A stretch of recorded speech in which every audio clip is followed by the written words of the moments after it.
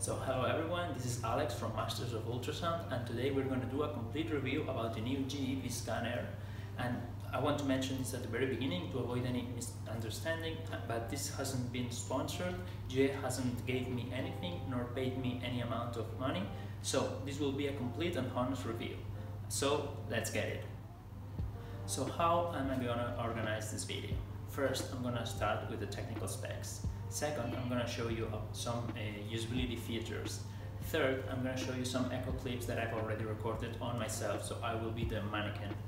And fourth, I'm going to bring here Dr. Yale, which uses the new GE Vscan on his everyday basis, and he's going to talk us about pocus, point of care ultrasound, which is the main use this device is made for. And finally, we'll wrap up. So you can see here the device. It measures 131 millimeters per 64 millimeters per 31 millimeters. It weighs 205 grams. It's waterproof and it has B mode and color Doppler, but it doesn't have pulse width Doppler. So it has a total scan time of 50 minutes with fully charged battery, with 80% black and white, 20% color image.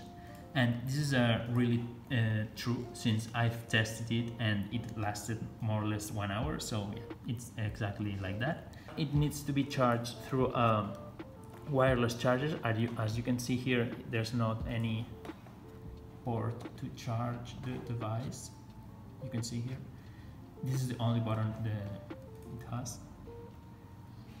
And apart from that, you can recharge the battery in 75 minutes from 10% to 90% battery capacity.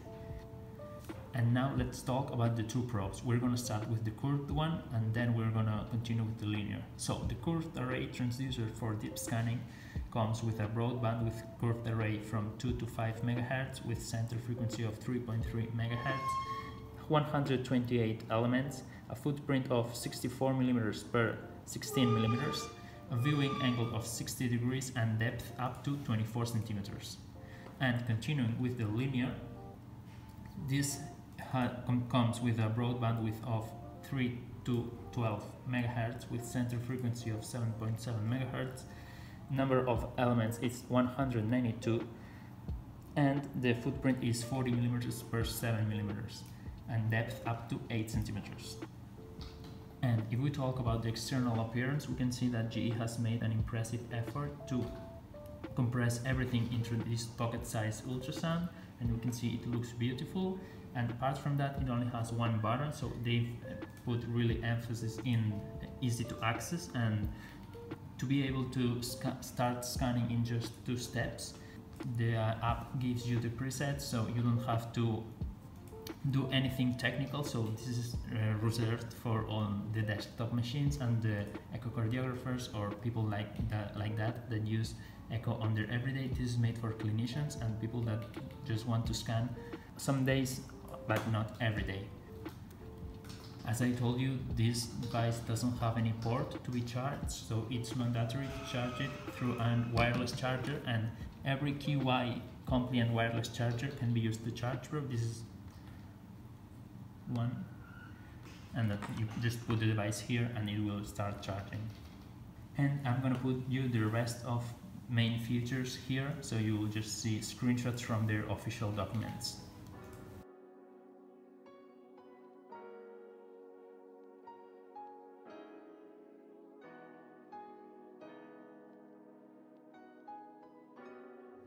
So here you can see the device. You can see it's smaller than my hand. I have big hands, but this is no excuse.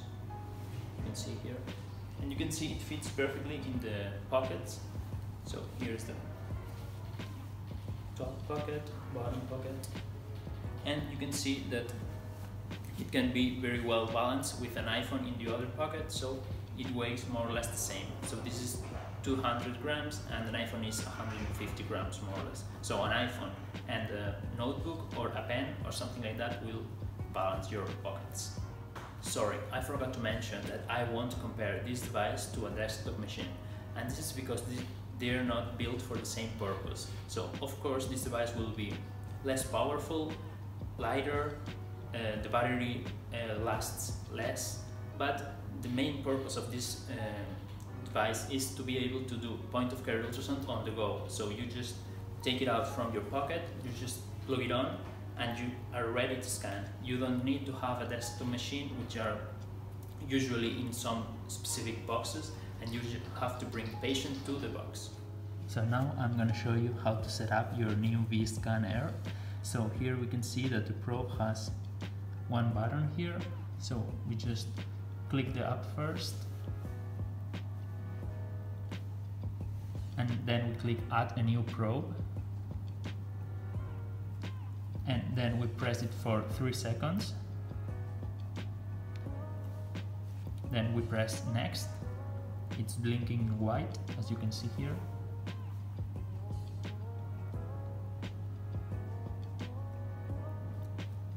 Then we press the button again and we just press join.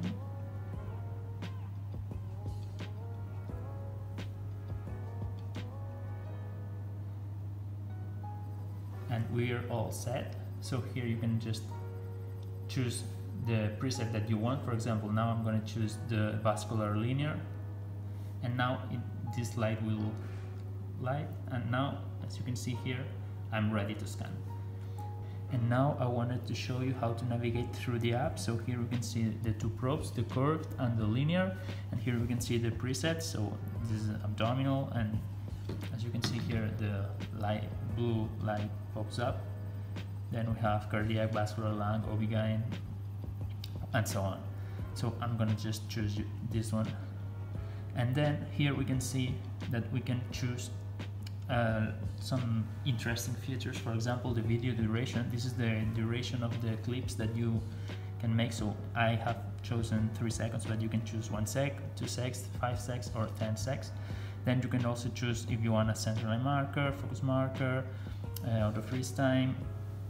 And as I told you, this is the only button this probe has. So here you can just choose which action do you want to choose. I have chosen off. Then, as you can see here, well, you have the support, diagnostics, and about. And what's really interesting is, for example, if I choose vascular linear, which is here, I don't have ultrasound help right now, but imagine that you want to take a picture. You just press this, and now this has already been saved. You can also choose to freeze the image and throw back. You can also choose here to measure, and you can put up to 4 different measures. As you can see here, I'm just putting them 2 linear measures and 1 surface. Then we can just delete them. And you can put here the color Doppler. So right now I don't have an image, but if I was able, I'm gonna try to do so. 1 sec. So if I put this, you can see here that the image shows the color Doppler, and you can adjust them. I will need to sorry, like this. You can adjust the size of the surface, and you can just increase the Doppler gain to the max or to the minimum. And then you can also, once you put the normal B mode, you can just adjust the zoom. This is exactly the same as, for example, other competitors, as the butterfly, which is exactly the same, and the gain left and right, exactly the same as butterfly. And this is it. When you press photo, the images you capture are the length that you previously determined. So in this case it will be 3 seconds, and you can access the images here. So I'm gonna show you, and this is the video that I've already recorded, and it's really easy to share it. So if you click here, select all, share, and you can share already with AirDrop, for example, and this is my phone. So it's really easy. It's easier than Butterfly, for example, and you can also choose to lead or do whatever you want. And these are all the previous exams that I have, and you can just click new exam, for example, if you want. And this is it. The app is pretty simple. It's really intuitive. It's made to be used for everybody with a really little to no instructions at all, and that's it.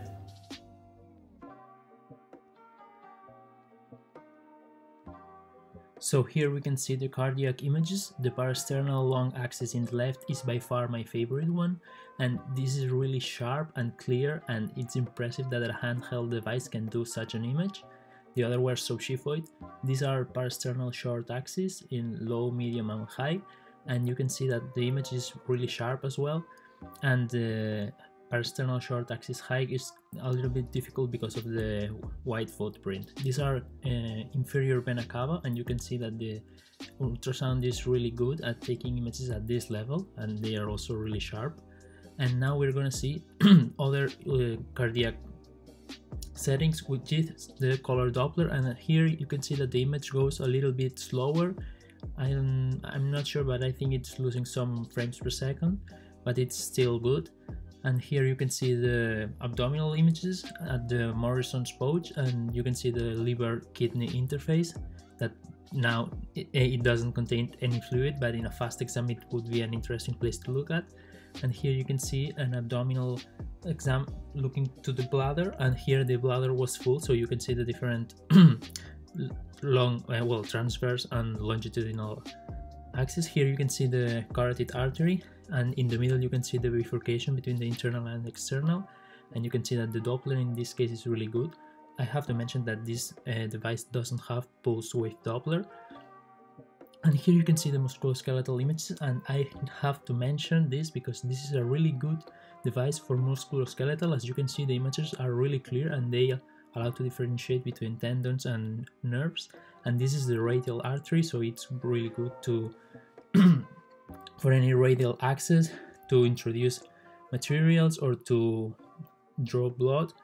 It's really exciting for me to show my experience, to share with you my experience with this device. This is really powerful to carry in the pocket and in certain situations, or even in my daily work when I go to explore my patients.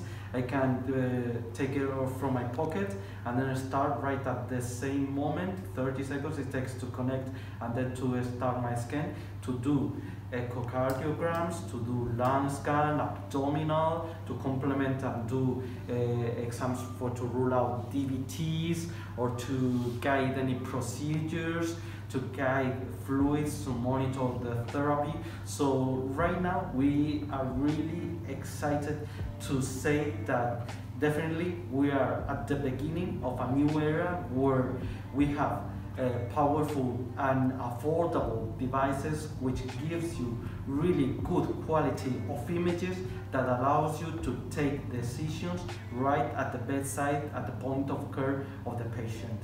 So thank you for following this review. I hope you enjoyed it, and I hope that near future we all will be carrying these devices like this, because as we say in this point of care ultrasound work, this makes good doctors even better, and fair doctors, well, better than that.